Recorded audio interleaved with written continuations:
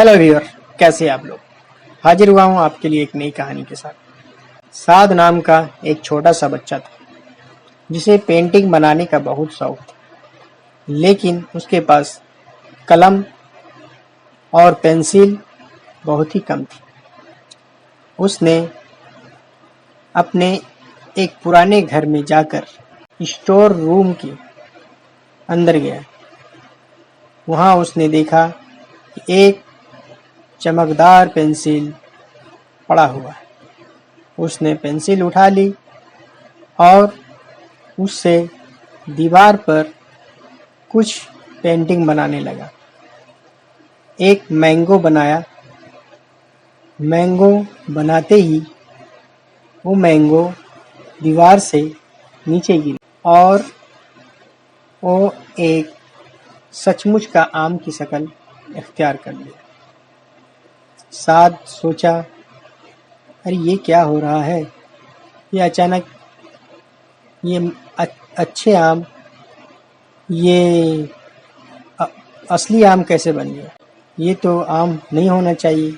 उसने देखा, फिर उसे छुआ तो उसने महसूस किया ये असली आम। उस आम को खाने के बाद साद ने अपने लिए खिलौने, किताबें, खाने पीने की तरह तरह की सामानें बनाए।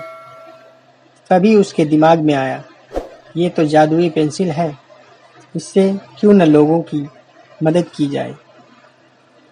उसने देखा कि हमारे इलाके के लोग बहुत गरीब हैं, क्यों न उनके लिए हम खाना बनाएं और कपड़े, दवाइयाँ और तरह तरह की चीज़ें जो बच्चे लोग खेलें। इससे दूसरों की भलाई और मदद हो जाएगी। उसने सारे खिलौने बनाए, कपड़े बनाई, बीमार के लिए दवाई बनाई, सब लोगों में बांट दिया। वहीं पर एक लालची इंसान साद को देख रहा था। उसने उस पेंसिल को चुराने की कोशिश की। एक दिन वह अपने मकसद में कामयाब हो गया। उसने उस पेंसिल को चुरा लिया और चुराने के बाद वो सोचा कि सोने के सिक्के की शक्ल बनाऊंगा तो सचमुच का सोने का सिक्का हो जाएगा। लेकिन कुदरत को कुछ और ही मंजूर था। पेंसिल उसके इरादे को भाप गया और जैसे ही उसने जो चित्र बनाई तो सोने का होने के बजाय पत्थर मिट्टी का हो गया।